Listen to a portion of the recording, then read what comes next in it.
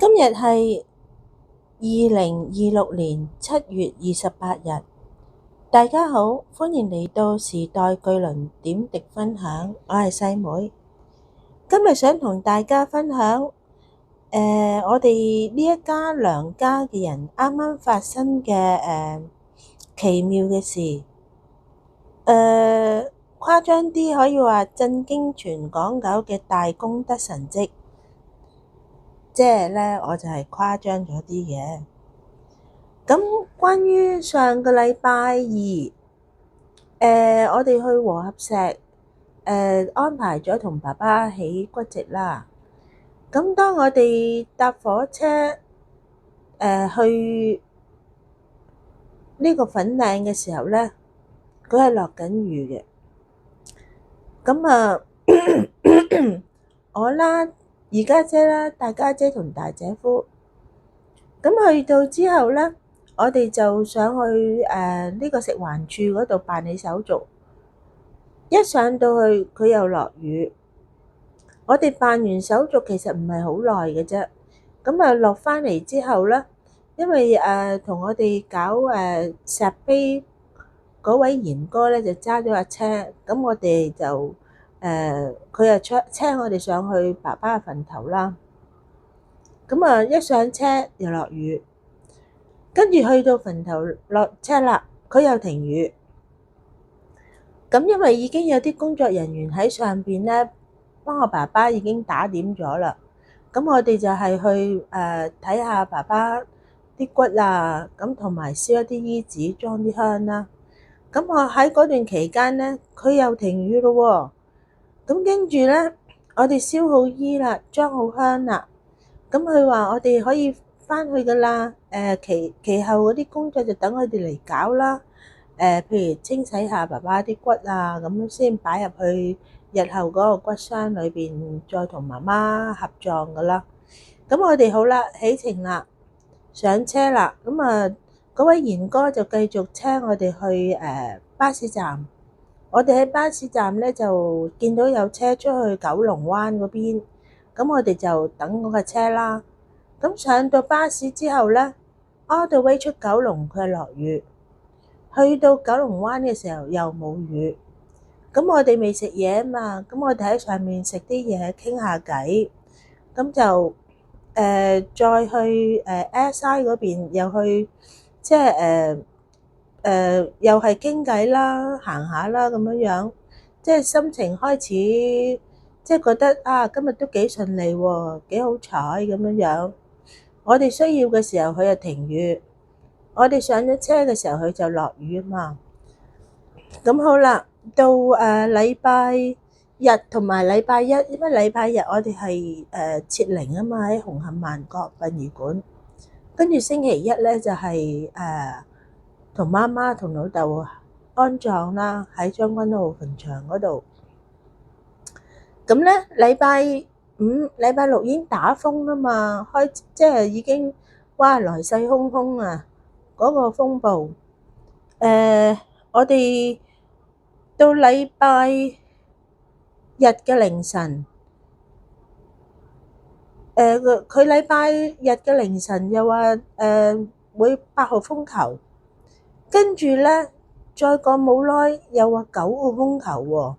咁我 keep 住睇住啲新聞啦，其實佢已經去咗汕尾嗰邊咧，好大風大雨，啲白頭浪又好高嘅。咁我話：哎呀，呢個風咁勁嘅，來勢洶洶，咁快就已經9號風球咯喎！嗰陣時2點幾鐘，咁我話我哋第日就要準備約咗2點鐘喺仁濟醫院嗰度領遺體啊嘛。咁初時12點鐘咧，我哋幾姊妹就約埋食嘢先，跟住就攞啲衫俾媽媽穿着啦，仲有啲陪葬品啦，咁仲有辦手續啦。咁但係到第二朝，我9點鐘起身嘅時候，佢都仲係打緊風，8號風球。咁啲交通點咧？究竟可唔可以順利可以做到咧？咁好擔心啦。咁後嚟咧，新聞就話12點40分應該會掛3號風球。哇係，當時梗係開心啦！掛咗3號風球嘅時候咧，交通各樣就會陸續咁樣開返啊嘛。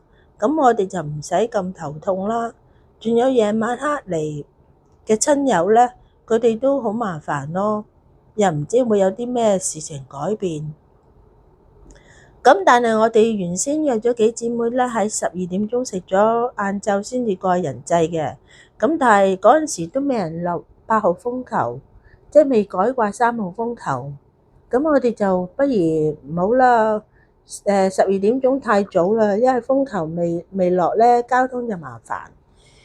咁後嚟咧，我大家啲大姐夫見到一袋咁大袋嗰啲衫啊、遺物啊同埋陪葬品嗰啲咧。咁我又一個人，佢哋又擔心我攞唔到，咁所以就過嚟幫手我攞一啲啦。咁啊，即係好感恩啦。咁我哋攞到去嘅時候，又約咗阿哥阿嫂點9鐘喺仁濟醫院門口度等，跟住先一齊落去殮房度辦手續。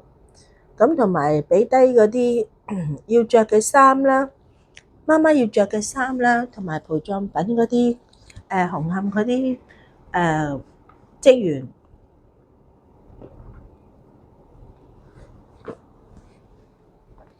咁咧去到之後啦，咁啊好順利啦。咁認領咗屍體之後咧，就佢哋嗰啲職員就會同我哋打點下啦。咁我哋俾低啲嘢。嗰啲職員咁跟住我哋就簽埋啲文件啊，俾埋錢，我哋就可以解散啦咁。跟住咧解散咗之後咧，阿嫂就同阿哥咧去食嘢啦，佢哋未食嘢。咁跟住咧，我同埋大姐夫、大家姐咧就會另外睇下啲咩需要買咯。咁再喺地鐵約埋一齊。跟住咧，我哋就去到地鐵嗰度約埋一齊之後咧，咁初時就諗住喺油麻地再轉去何文田咁行過去啊嘛，但係太大風雨啦，我哋喺地鐵裏邊望出去，咁又諗過話落車就搭的士過去，但係的士站亦都可能未必有得遮雨，咁結果咧，阿哥阿嫂就提議我哋。去到尖東，去到尖沙咀，跟住再過去尖東，再轉去紅磡，好迂迴曲折咁樣啦。就再由紅磡天橋行過去，咁啊可以避免咗好大雨咯。咁但係又好彩喎，去到紅磡之後咧，我哋行過去都起碼要差唔多7-8分鐘，或者10分鐘咁啦，又冇雨喎。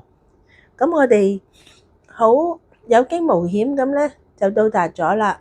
4點鐘去到萬國殯儀館。咁跟住咧就預備一啲接一啲衣紙啊、金銀啊咁。跟住咧就聽嗰啲辦事人叫我哋點樣做，我哋都唔識噶嘛，因為嗰啲儀式嗰啲幾時要行禮啊，幾時要裝香啊，幾時要做啲乜嘢就即係由佢哋安排，我哋跟住做咯。差唔多5點幾啦，開始有啲親朋戚友嚟咯，陸續嚟。咁又有啲幾個尼姑念經啊嗰啲。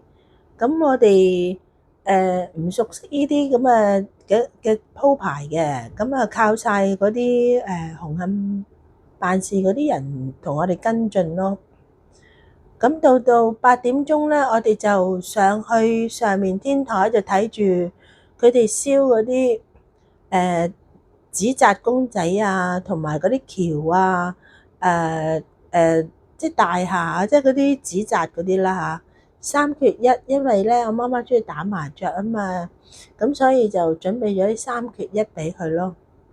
咁好啦，睇佢燒晒咗之後咧，燒得好靚啊！咁跟住就話叫佢哋接下啲，即係接晒嗰啲物品啦咁。咁我哋就落翻去，咁再行一啲儀式之後咧，我哋就準備回家啦。咁嗰陣時都8點半啊，翻去休息下，沖個涼，咁啊食啲嘢，跟住到第二朝，因為我哋又要8點半集合喺萬國殯儀館啊嘛，咁所以咧誒，其實啲時間都好緊湊。咁如果啲風暴唔停咧，我哋都唔知點算啦。咁即係好感恩嗰日風暴嘅消息咧，就帶俾我哋又驚嚇又驚喜咁啦。啲時間又啱啱好咯。12點8個字就落咗3號風球，咁啊樣樣都順順利利啦。咁到咗禮拜一嘅凌晨。我又係點幾鐘仲未瞓啊嘛，睇下啲天氣落緊雨，咁我咁大雨，因為風暴過後實有風尾帶嚟好多雨水啊嘛，咁所以尤其是呢個風咧咁即係來勢洶洶又咁快，咁所以我都擔心，但係冇辦法啦，都要瞓覺先，因為第二朝搞鬧鐘6點鐘起身準備。咁我6點鐘起身嘅時候咧，佢都仲係即係紅色嘅紅雨。咁紅雨啊，話會唔會應該有黑雨嘅咧？都唔知搞到幾時啦。咁我梳洗後之後啦，準備嘅時候咧，差唔多到7點，咦，佢又轉咗黃雨啦。轉咗黃雨，咁我望出窗外咧，其實唔大雨啊，好微雨啊。但係又冇辦法啦，因為香港而家嗰個天氣報告係咁啊嘛，係整體嚟講就係叫黃雨、紅雨、黑雨，但係佢就唔會理你邊一個區域有雨定冇雨咯，可能就係都方便嗰啲細路返工啊，唔係細路返學啊嗰啲咯，可能。咁但係就令到有啲家長就好迷茫咯，因為可能佢呢一區又冇雨，但係你又寫住紅雨、黃雨咁，都幾惆悵。咁 anyway 我就繼續我個行程啦，早啲過去紅磡嗰邊揾間茶餐廳食啲嘢，預備定。咁因為驚唔知搞到幾多點啊嘛，咁又唔可以太餓嘅。咁跟住去到慢慢食咗嘢。鬆弛下，跟住就上去殯儀館咯。我哋約咗8點半啊嘛，但係我8點1、2個字就已經去埋洗手間，準備晒，跟住8點半入到禮堂。咁啲家姐阿哥啊嗰啲咧就陸續嚟啦，仲有幾個親戚咁啦，人唔太多，即係10幾人咁咯。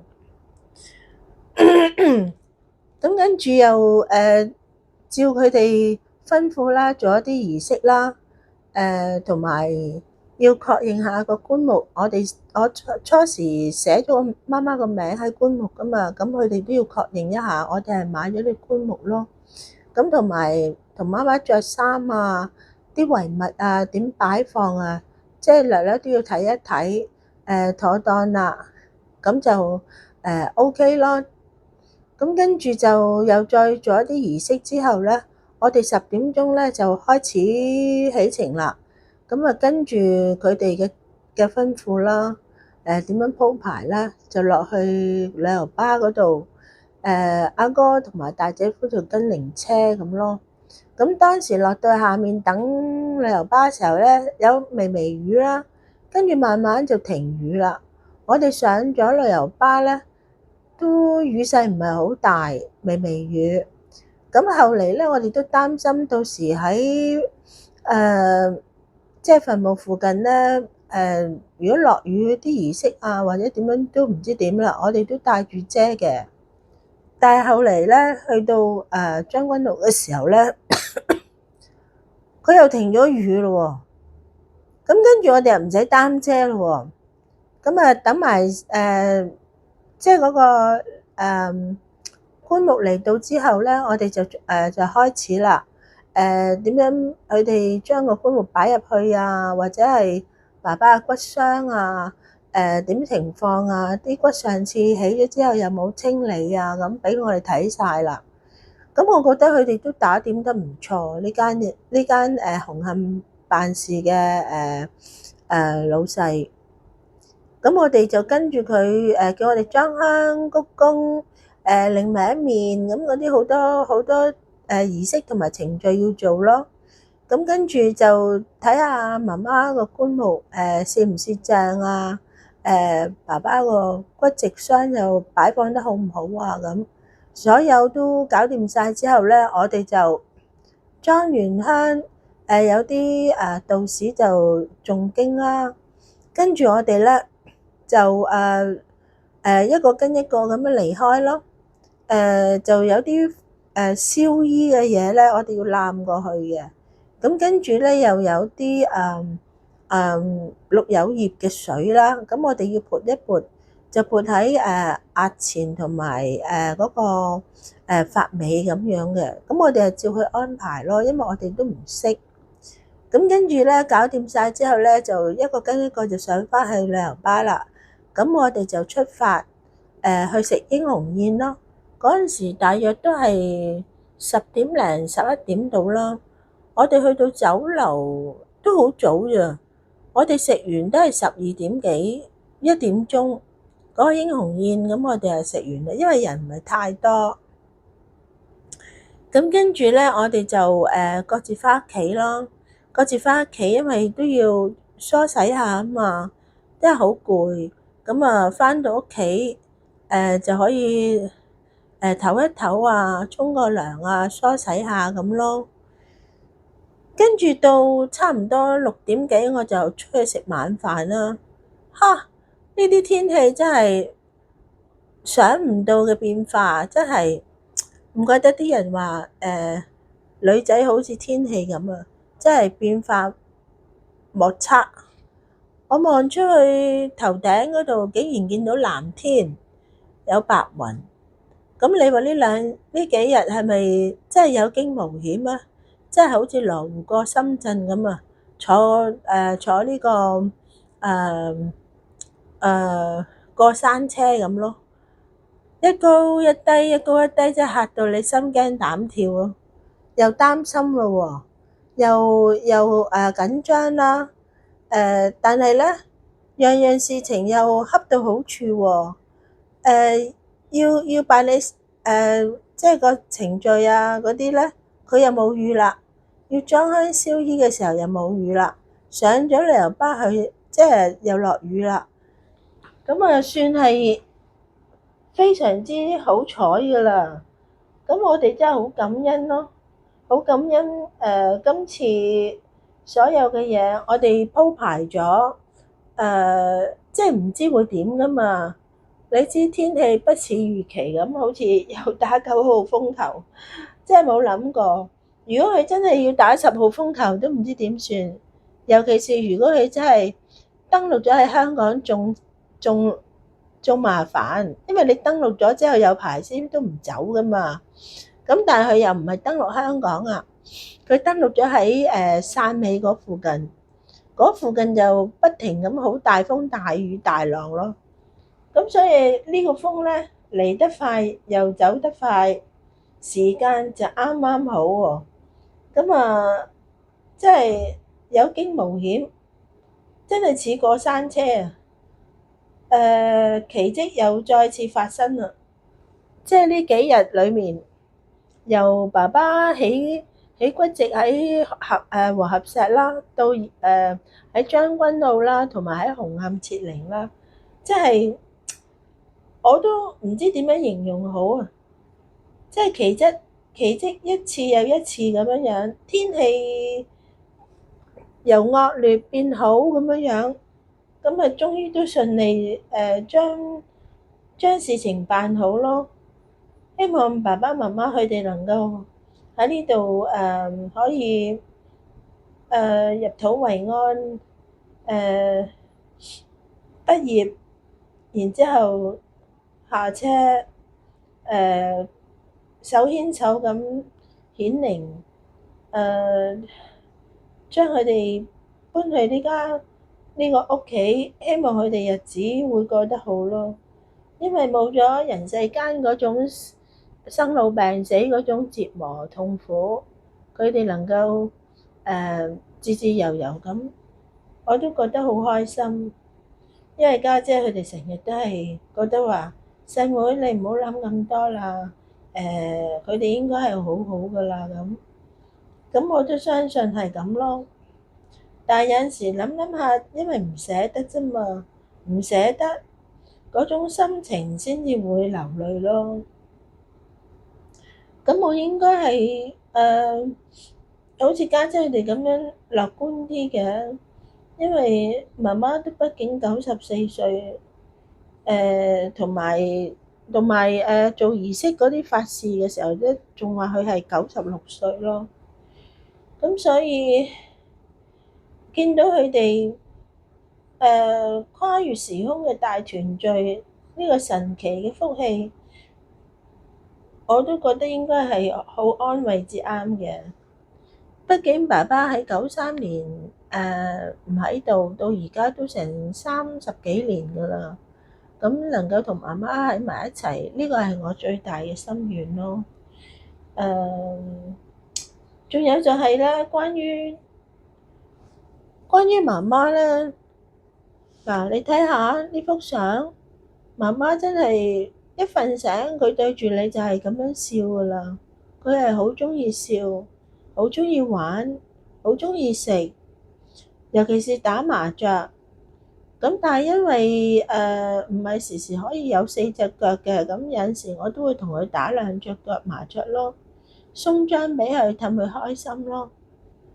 媽媽就樣樣都鍾意食，但係始終佢過慣一啲慳儉嘅日子咧，佢就成日都唔捨得買，唔捨得食咁咯。咁所以，唉，希望佢日後會開開心心咯。咁就跟住哥哥咧，又check 到呢個將軍澳嗰條橋，因為而家爸爸媽媽個墓咧係睇住，即係對正呢個將軍澳嗰條橋噶嘛。咁仲有幾棵樹，咁環境確實係好嘅。咁仲有佢隔離左右都好熱鬧。希望爸爸媽媽佢哋覺得舒服開心啦。同埋哥哥又話呢個將軍澳其實有個角度係睇到咧永恆嗰個符號呢個圖案嘅。咁寓意住咧永遠風生水起。老豆同阿媽面向呢個橋景咧，必定係為我哋後人帶嚟吉祥同埋福氣。咁我都希望係咁咯。最緊要大家就係健健康康、開開心心。我都覺得係最大嘅期望咯。咁今日咧我就同大家分享住咁多先啦。因為呢個奇蹟咧，我真係好想同大家分享咯。真係好奇怪，即係極其圓滿嘅大功德神蹟。咁我哋幾兄弟姊妹亦都能夠聚首一堂去辦呢件事，咁所以都好圓滿咁咯。最緊要就係個天氣，天氣真係神奇，我真係諗佢唔到。仲有就係我喺度擔心緊嘅時候，佢突然之間又會有新消息喎。因為你知啦，打起風上嚟，冇人可以預計到噶嘛。如果佢真係登陸咗喺香港有10號風球，咁我都唔知應該會點啦。我哋安排咗喺人際2點鐘領事嗰度啲手續，又唔知要唔要改期。如果唔改期，夜晚啲交通又點呢？啲親戚朋友又點呢？咁會唔會喺靈堂嗰度真係好冷清咧？咁我又唔知。咁我希望媽媽唔好太冷清啊嘛。喺個禮堂，即係喺靈堂嗰度。